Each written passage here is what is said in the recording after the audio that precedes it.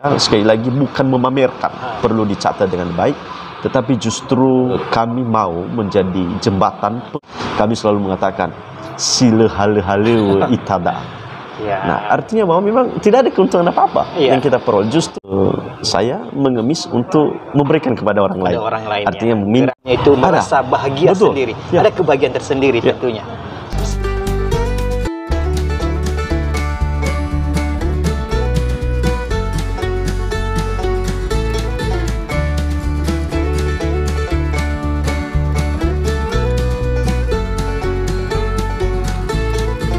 Jumpa lagi di Aine Podcast. Mari bincang bersama Bahar, mulai dari nol impian jadi nyata.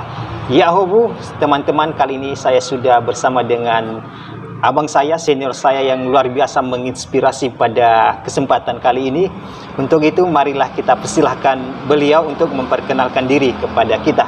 Para pemirsa dimanapun berada, perkenalkan nama saya Gizakia Mahulu.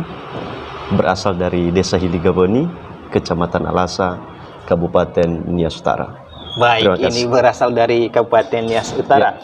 Oke Bang, ini domisilinya di mana? Kan tadi asalnya dari Nias Utara. Ya. Memang saat ini saya berdomisili di Kota Gunung Stoli. Mengapa? Karena soal tugas pelayanan dan pengabdian. Luar biasa. Tapi meskipun demikian, saya juga sering-sering pulang kampung istilahnya. Begitu. Dan itu sangat nampak sekali di media sosial yang Abang kelola sebenarnya. Kegiatan sehari-harinya apa di Gunung Stoli ini? Saya seorang dosen. Saya mengajar di Sekolah Tinggi Pastoral Yan Mandala Gunung Stoli. Dan juga saya ikut membantu di Setie Pemnas. Makanya hari-hari saya tinggal di Gunung Stoli saat ini. Terima kasih. Baik, luar biasa ya. Jadi mengabdi, berbagi ilmu kepada adik-adik, kepada kawan-kawan yang lainnya. Saya ingin fokus ke kegiatan sehari-hari Abang mengenai kegiatan sosial.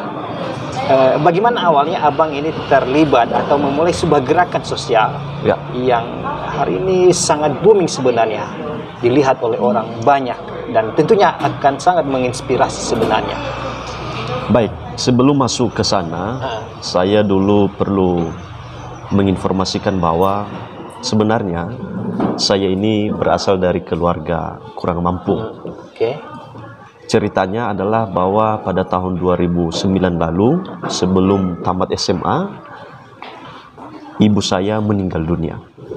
Nah, itu artinya bahwa ketika saya kuliah S1, saya berjuang keras.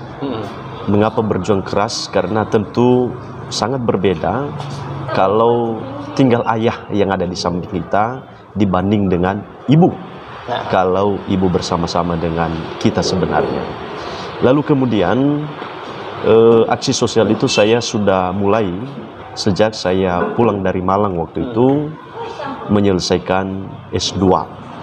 Itu kurang lebih pada tahun 2018 saya sudah mulai menanamkan aksi-aksi kebajikan itu. Sebenarnya tujuan saya tidak ada yang sangat wow gitu, tetapi hanya sangat sederhana. Tujuan saya bahwa saya belajar menanamkan nilai-nilai kebaikan dalam diri saya. Artinya bagaimana saya melihat orang yang lemah, bagaimana saya melihat orang yang susah seperti yang mungkin pernah dialami oleh keluarga saya sebelumnya. Nah, kemudian pada aksi-aksi sosial tahun 2018 yang saya mulai itu, memang jujur secara pribadi bahwa belum booming sekali sampai saat ini. Mengapa? Karena keterbatasan soal media sosial juga. Karena ingat bahwa media sosial ini begitu berkembang secara signifikan. Nah, lalu kemudian saya bergerak bahwa mulai dari tetangga saya gitu ya, di sekitar rumah saya mulai bergerak. Lalu kemudian pada tahun 2019 lalu, di situ saya mulai bahwa dulu itu ada orang sakit yang berasal dari Mandehe Utara. Itu seorang ibu yang mengalami kanker payudara. Nah, ketika saya melihat di media sosial, hati ini tergerak untuk ikut serta menggalang donasi pada waktu itu. Dan puji Tuhan, ketika saya mulai menggalang donasi pada saat itu, dengan seketika kurang lebih 3 minggu sampai 1 bulan itu terkumpul 11 jutaan lebih. Wow, luar Dan biasa itu ya. pada waktu itu kami langsung antar ke rumahnya, dan kemudian mulai dari situlah pelan-pelan setiap ada orang yang sakit parah saya lihat, saya juga ikut berpartisipasi untuk menggalang donasi. Mengapa sebenarnya saya menggalang donasi? Sebagai aksi sosial saya, bahwa saya tahu ketika sebenarnya saya memiliki banyak, tentu ngapain lagi harus diminta lagi dari orang lain. Tapi karena keterbatasan, kekurangan, makanya saya menggunakan kekuatan itu, modal kepercayaan saja dari orang lain untuk bisa menggalang donasi. Luar Demikian. biasa. Ya. Jadi teman-teman tadi seperti disebutkan, karena pengalaman hidup, karena situasi hidup, Abang Gija Kiamahulu ini juga terinspirasi mencoba merasakan apa yang dirasakan oleh teman-teman, oleh saudara-saudara yang lainnya. Ya. Dan tentunya itu sangat menginspirasi. Kalau nggak salah kemarin itu tagline ya yang dibawakan pada saat itu adalah BBG. Ya, berbagi bersama Giza. Betul. Ya, bagaimana awalnya mencoba membuat istilah itu untuk menggalang donasi sebenarnya? Ya. Jadi ceritanya itu bahwa tadi saya sudah katakan, sejak saya pulang dari Malang mengambil S2, maka saya sudah mulai berbagi, sekali lagi dengan ala kadarnya. Iya. Lalu kemudian pada tahun 2019 itu, yang pertama saya menggalang donasi itulah kepada Ibu Jamaria, almarhum yang sudah meninggal memang, yang tadi saya katakan mengalami kanker payudara. Nah, waktu itu saya terinspirasi bahwa apa ya saya buat nama penggalangan donasi ini. Maka waktu itu muncul sesuatu, katakanlah inspirasi seperti itu, maka saya buat BBG berbagi bersama Giza. Itu pertama awalnya booming. Betul. Dan saya juga bertanya-tanya, apalah ini? Ya. Tapi lama-kelamaan BBG memang kegiatannya makin besar sebenarnya. Artinya saya melihat ada pergerakan bersama kawan-kawan yang lain. Ya. Bagaimana Abang Gija menggambarkan situasi itu dari BBG dan bersama kawan-kawan yang lain itu? Baik, seperti yang tadi saya katakan bahwa sebenarnya kalau kita memulai sesuatu, mulai dari yang kecil, yakinlah ketika kita betah dalam katakan proses permainan seperti itu, maka bisa saja kita memiliki kawan-kawan yang nanti akhirnya bisa yang kecil tadi menjadi gemuk. Nah, jadi seperti yang tadi saya katakan, BBG itu ketika ada yang mulai berdonasi, saya sudah membuat WA group yang sampai saat ini ada. Oh, masih ada. Nah, dan orang-orang yang bergabung dalam BBG WA group itu sampai saat ini juga masih ada saja yang setia. Ketika sekali lagi ada yang sakit parah, lalu kemudian saya bagikan dalam grup kami itu, lalu kemudian itu direspon dengan baik. Dan kenapa bisa sampai gemuk seperti yang dikatakan tadi, bahwa itu tadi modalnya adalah karena kita sudah mulai dari yang kecil, maka teman-teman yang lain ikut juga berpartisipasi di dalamnya. Artinya bahwa mereka tidak hanya ikut berpartisipasi untuk memberi, tetapi juga di dalamnya mereka mulai melirik kita, dalam arti bahwa mengajak kita. Jadi ingat, kita bukan hanya mengajak mereka lagi, akan tetapi justru mereka juga sudah mulai mengajak kita. Saya memberi contoh misalnya dari beberapa organisasi, lalu mereka sudah mulai misalnya menghubungi kita, boleh nggak gabung di sini. Saya beri contoh lah, misalnya seperti JPKP. Lalu karena sudah mereka melihat apa terobosan gebrakan kita yang sekali lagi sederhana memang, lalu kemudian mereka mulai mengajak kita untuk bisa berkolaborasi di dalam itu. Mengapa? Mengapa? Karena mereka melihat bahwa hobi kita ada di sana. Hobi kita ada di sana. Kita sejalan, kita mempunyai visi, prinsip yang sama, yaitu misi kemanusiaan, kegiatan sosial. Lalu satu hal yang menjadi pertanyaan kebanyakan orang, lalu kenapa harus di media sosial? Silakan. Ya, sebenarnya mengapa harus di media sosial? Ingat bahwa di zaman kita saat ini, mulai dari anak kecil sampai dengan dewasa, orang tua, lansia, pasti itu setiap saat itu bermain-main dengan media sosial ini. Nah, artinya bahwa kita nggak bisa menghindar dari perkembangan zaman seperti itu. Nah, mengapa harus di media sosial? Bahwa Kalau misalnya dulu kita bisa meminta-minta ke orang lain itu dari pintu ke pintu, atau misalnya ya les edaran contohnya. Nah sekarang kita manfaatkan media sosial itu untuk bisa membantu orang yang berkesusahan. Tentu sekali lagi orang-orang yang memang tergerak hatinya untuk bisa ikut berpartisipasi di dalam itu. Jadi menurut saya media sosial ini ketika kita menggunakan dalam hal-hal kebajikan, kebaikan itu sangat bagus ya, sangat bagus. Karena mengapa? Orang yang tidak berteman dengan kita bahkan, tetapi ketika dibagikan oleh siapapun, misalnya ada sesuatu kegiatan kita, mereka termotivasi, terinspirasi dengan itu. Dan itu saya buktikan melalui BBG tadi, berbagi bersama Giza. Misalnya ketika saya menggalang donasi, ada saja orang yang dari Jakarta, dari Papua, tetapi kami belum berteman di media sosial seperti Facebook. Kami belum saling tukar nomor WA. Nomor WA, ya. Tetapi sekali lagi, karena ketika saya menggalang donasi, lalu teman-teman yang lain men-share itu, membagikan status itu, membagikannya. Jadi artinya mereka bukan berbagi nilai uangnya, tapi berbagi status itu. Lalu kemudian bisa saja orang yang lain itu mengetahui dengan cepat. Lalu barulah dapat koneksi dan kemudian mereka berbagi dengan kegiatan kita itu. Jadi itu ceritanya. Oke. Baik, di sini saya setelah mencatat ada sejumlah perkumpulan atau organisasi lah. Izin saya menyebutkan namanya, misalnya JPKP, Betul. Pemuda Katolik, On Care, dan ada beberapa yang lainnya. Bagaimana Abang berbagi-bagi waktu terhadap organisasi atau komunitas itu? Iya, jadi pertama dulu bagaimana cara membagi waktu ya. Karena seperti yang tadi kita sudah bicarakan, memang hari-hari saya mengajar begitu ya, dan pasti sibuk. Akan tetapi saya bagaimana bisa memanfaatkan waktu itu, waktu luang, untuk bisa turun ke lapangan, untuk bisa melihat, menyapa, dan berdiskusi dengan warga, dengan masyarakat. Nah, saya ambil contoh misalnya seperti Sumpah Pemuda kemarin. Oh iya, yang kemarin. Sumpah Pemuda kemarin. Lalu memang pada saat Sumpah Pemuda misalnya hari Kamis, saya kan sibuk mengajar juga kebetulan. Lalu kemudian saya mengambil waktu lain, waktu luang, misalnya hari Minggu.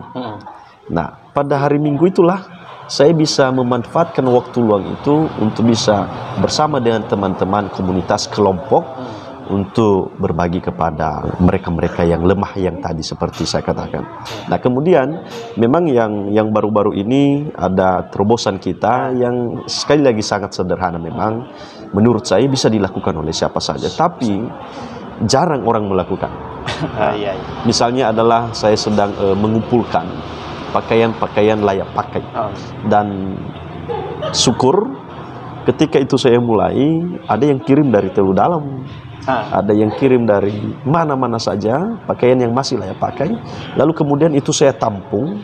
Lalu kemudian ketika saya tampung, saya buat perpaketan sesuai dengan ukuran tubuh orang yang membutuhkan. Dan itulah yang juga sekarang, sampai sekarang itu saya bagikan kepada mereka. Ya. Baik, luar biasa. Silahkan dinikmati dulu, Bang. Oke, jadi dalam artian semua aktivitas dan tugas-tugas dan pekerjaan tidak terganggu pastinya. Betul. Luar biasa. Jadi bagaimana respon keluarga di kampung atau teman-teman yang lain menanggapi hal ini? Jadi saya pikir bahwa keluarga itu sangat mendukung ya. Mengapa mereka dukung? Bahwa karena ini adalah, selalu saya katakan, ini bukan proyek mencari keuntungan. Tapi ini adalah proyek justru memberi kebaikan kepada banyak orang. Jadi mungkin boleh kita katakan, oh ini proyek, tapi sekali lagi proyek itu kebanyakan dalam tanda petik itu mencari keuntungan. Tapi sekali lagi ini bukan mencari keuntungan, tapi justru memberi kebaikan, kebajikan kepada orang lain. Nah, sekali lagi keluarga itu sangat mereka dukung dengan baik, dan orang-orang dekat juga ya mereka dukung dengan baik. Sampai saat ini mengapa saya katakan bahwa mereka dukung dengan baik? Ya dari situ saya tahu sampai saat ini masih berjalan terobosan kegiatan-kegiatan kita yang sederhana. Artinya kalau orang-orang dekat kita tidak mendukung hal itu sebenarnya pasti mentok, tidak berjalan. Tapi dari situ saya yakini bahwa ya memang hal kebaikan ini adalah kita bisa bergotong royong untuk bisa menyukseskan setiap kegiatan kebajikan itu. Begitu. Wow, luar biasa, sangat keren ya kegiatan-kegiatan yang menginspirasi anak muda. Lalu apa respon pemerintah ketika pemerintah mengetahui selama ini yang telah terjadi? Ya, tentu yang saya ceritakan adalah apa yang saya alami, apa yang saya saksikan. Melakukan kebaikan itu tidak harus kita melakukan yang besarnya, tetapi kita melakukan mulai dari yang kecil. Nah, dari situ nanti dilirik oleh orang-orang semua pihak termasuk pemerintah untuk bisa membantu. Kesaksian saya di Alas itu kami memiliki suatu komunitas kecil namanya Pemuda Pemerhati Sosial. Wow. Ini dulu kelompok kecil. Kelompok kecil. Nah, kami mulai patungan, ada yang kasih 50.000, ada yang kasih 100.000 dan seterusnya. Lalu kami merencanakan untuk membeli sembako dan berbagi kepada mereka-mereka yang lemah. Misalnya adalah mereka yang tinggal di rumah tidak layak huni. Nah, kemudian kegiatan kami itu ya memang jujur selalu kami posting ya di media sosial. Sekali lagi bukan memamerkan. Itu perlu dicatat dengan baik, tetapi justru kami mau menjadi jembatan penghubung lah, katakan seperti itu, kepada semua pihak yang juga ikut tergerak hati untuk menolong, membantu mereka. Lalu kemudian ketika kami melakukan kunjungan di beberapa keluarga pada saat itu, kami utamakan mereka-mereka yang tinggal di rumah tidak layak huni. Lalu kemudian ada banyak yang respon, termasuk yang tadi dikatakan itu adalah Yayasan Ononia Care. Ononia Care. Lalu kemudian waktu itu karena mereka melihat di Facebook tadi, itu yang saya katakan bahwa sebenarnya tujuan bukan memamerkan, tapi supaya dilihat oleh orang lain, mantau ada pihak tertentu yang bisa berjibaku saling menolong sesama itu. Bahu-membahu. Lalu kemudian mereka telepon, itu di mana rumahnya? Lalu kemudian ya kami beritahu ini.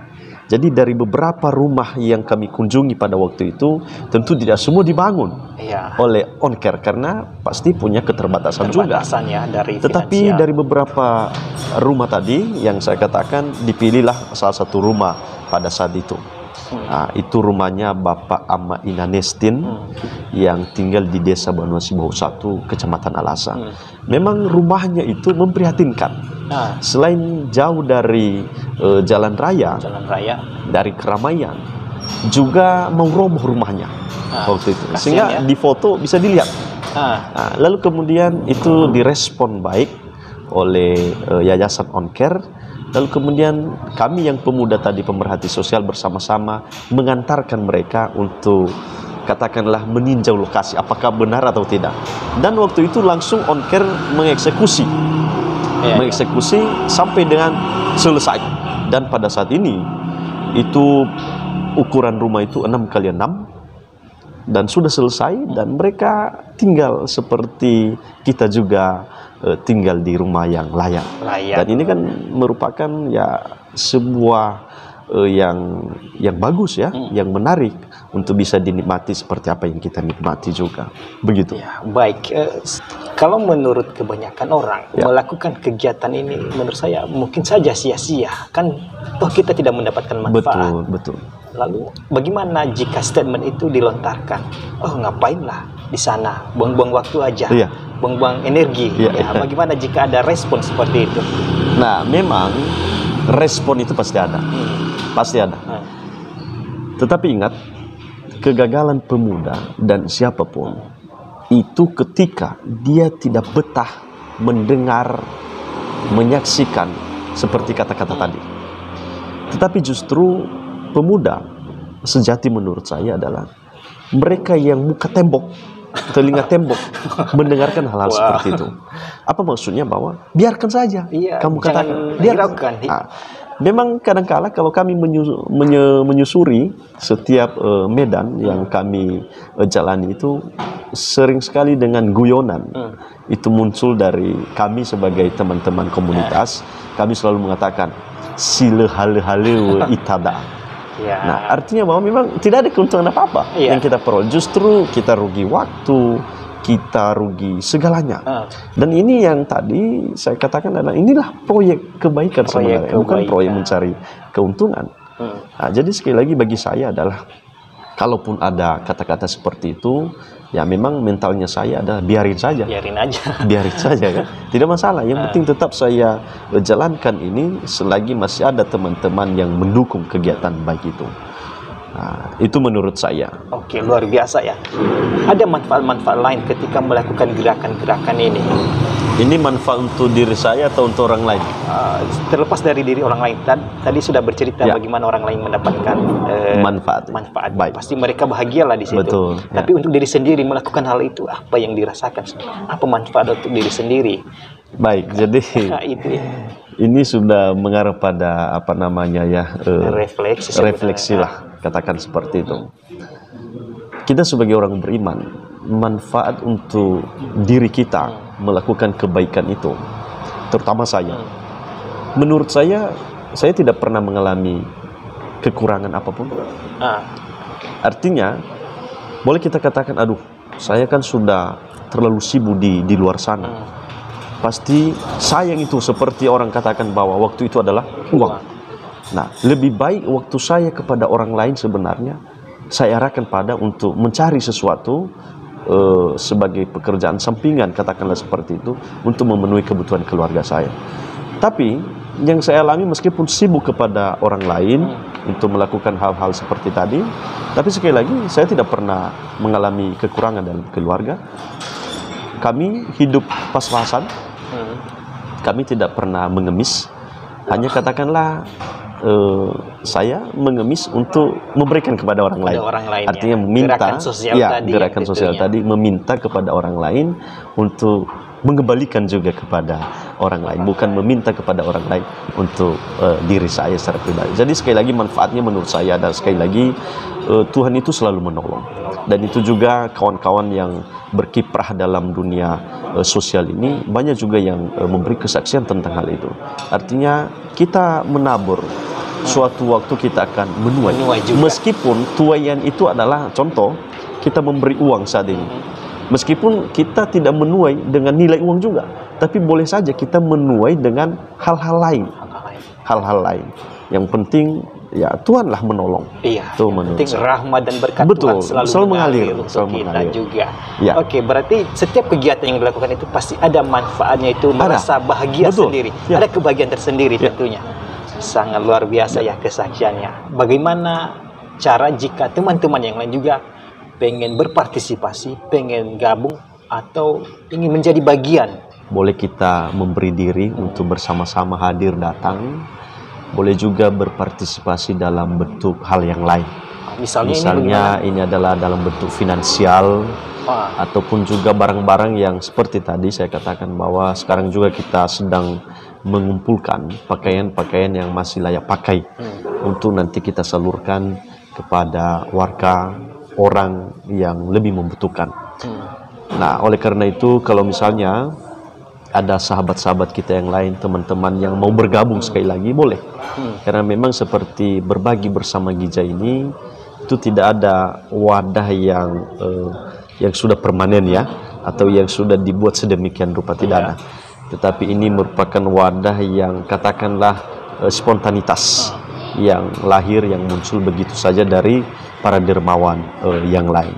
Jadi silakan kalau bergabung, silakan. Tadi saya katakan sekali lagi, bergabung dalam arti boleh memberi diri, waktu datang, tidak harus dengan uang juga. Ada itu kan dia tidak memiliki finansial, tapi setidaknya kalau kita hadir, menyapa, misalnya ada kegiatan-kegiatan kita yang lain, itu sudah sangat luar biasa. Bisa juga karena kesibukan yang lain, maka kita menyumbang dalam hal-hal yang lain. Oke, luar biasa. Tentu para dermawan dan juga para masyarakat kita turut memberi, turut prihatin pada kejadian-kejadian ataupun kepada saudara-saudara kita yang membutuhkan. Bagaimana Abang Gija dan teman-teman yang lain menjaga kepercayaan para donatur, para teman-teman dermawan? sehingga mereka tidak ragu ikut menyertakan partisipasinya dengan harapan dapat tersampaikan kepada yang bersangkutan. Ya, jadi untuk masuk pada ranah itu, pertama dulu adalah kita harus selalu menjaga kepercayaan ya. Semua pihak, siapapun yang membantu, yang memberikan. Lalu karena tadi kita adalah sebagai jembatan di sana, maka kita hanya sebagai penyalur berkat bagi orang yang lain. Nah, oleh karena itu salah satunya adalah yang sudah pernah saya lakukan dan sampai saat ini juga masih saya lakukan, yaitu pertama transparansi dalam hal apa? Yaitu misalnya kita sedang menggalang donasi kepada orang yang sakit parah, apapun penyakitnya. Lalu kemudian teman-teman yang memberikan sesuatu, misalnya dalam bentuk finansial, lalu listnya diisi. Oh, ada list. Ada list diisi. Lalu list itu nanti dan jumlahnya berapa, itu juga kita posting kembali di media sosial. Nah, bahkan yang sudah pernah saya lakukan adalah setiap donasi yang masuk, misalnya dikirim oleh si A, si B, itu biasanya di story saya di WA ataupun di Facebook juga selalu saya posting. Itu artinya bahwa ya yang dia salurkan, yang dia kirimkan melalui rekening pribadi saya itu sudah masuk. Dan kemudian kalau misalnya sudah terkumpul, lalu kapan kita salurkan, itu juga jumlah yang sesuai dengan listnya tadi, itu yang kita serahkan juga. Diperlihatkan kembali kepada umum ya. Kepada publik bahwa sudah sampai. Dan tidak ada 1% pun yang katakanlah sudah dipotong dari donasi itu. Jadi ini salah satu cara bahwa menjaga kepercayaan beberapa teman-teman yang lain. Dan itu sekali lagi saya bisa buktikan bahwa dari beberapa orang yang kita tolong, beberapa orang yang menderita penyakit itu ya, yang kita tolong, ada saja dermawan yang mau membantu. Mengapa? Karena menurut saya mereka masih percayalah seperti itu. Bahkan seperti kemarin ada juga 2 rumah warga yang dilalap oleh si jago merah. Lalu kemudian kita menggalang donasi di sana, ya meskipun tidak seberapa, tapi kita salurkan juga dengan misalnya kita membeli sepatu untuk anak-anak sekolah, pakaian dan seterusnya. Begitu.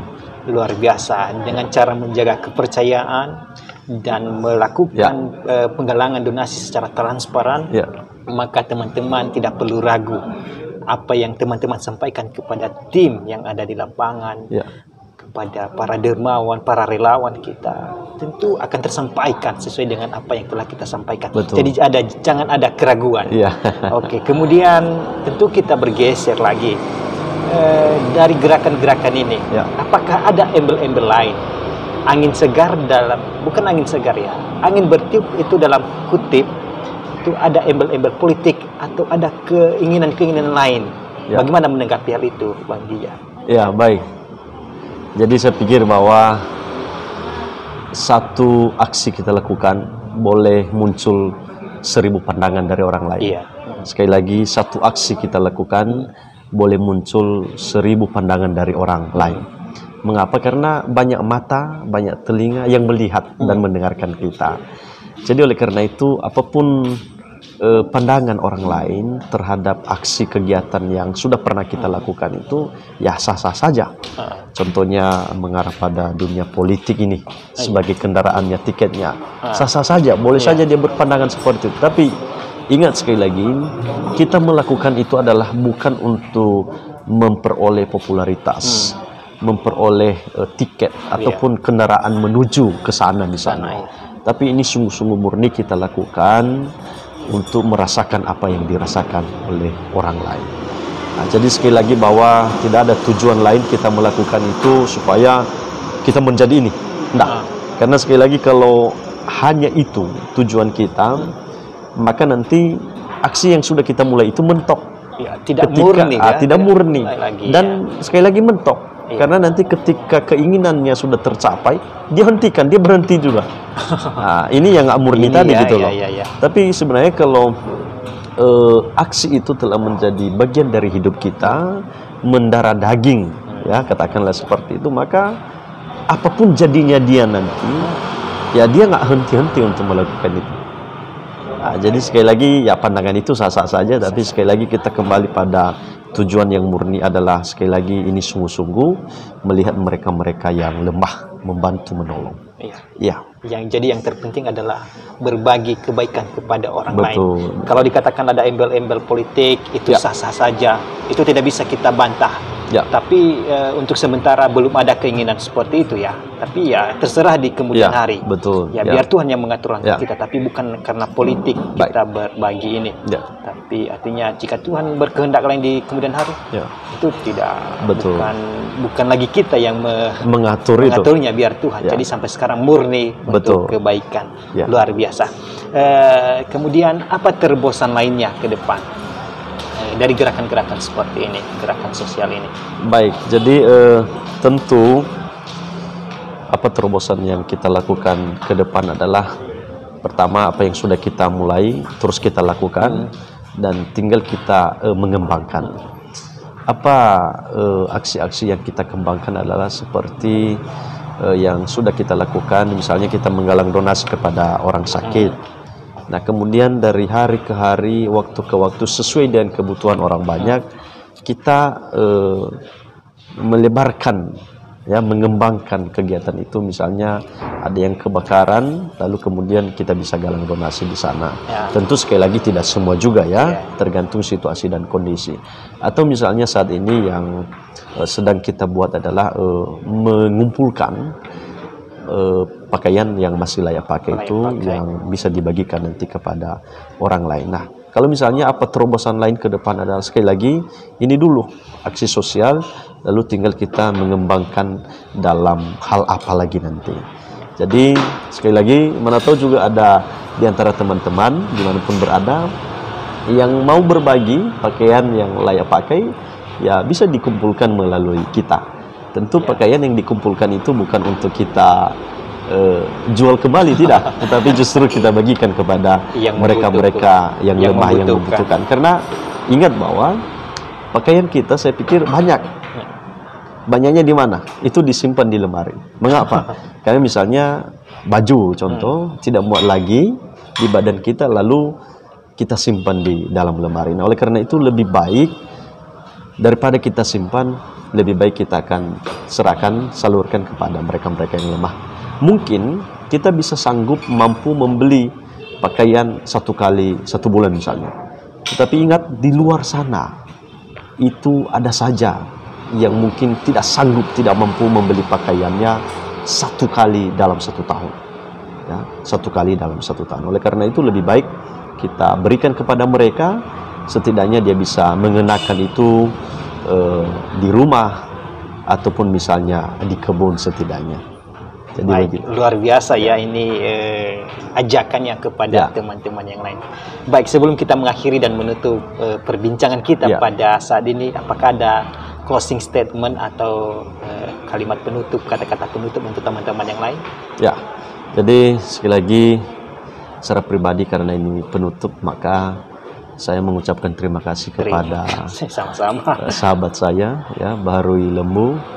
Jadi saya melihat saudara saya ini begitu memiliki juga kemampuan untuk menjadi YouTuber, katakan seperti itu.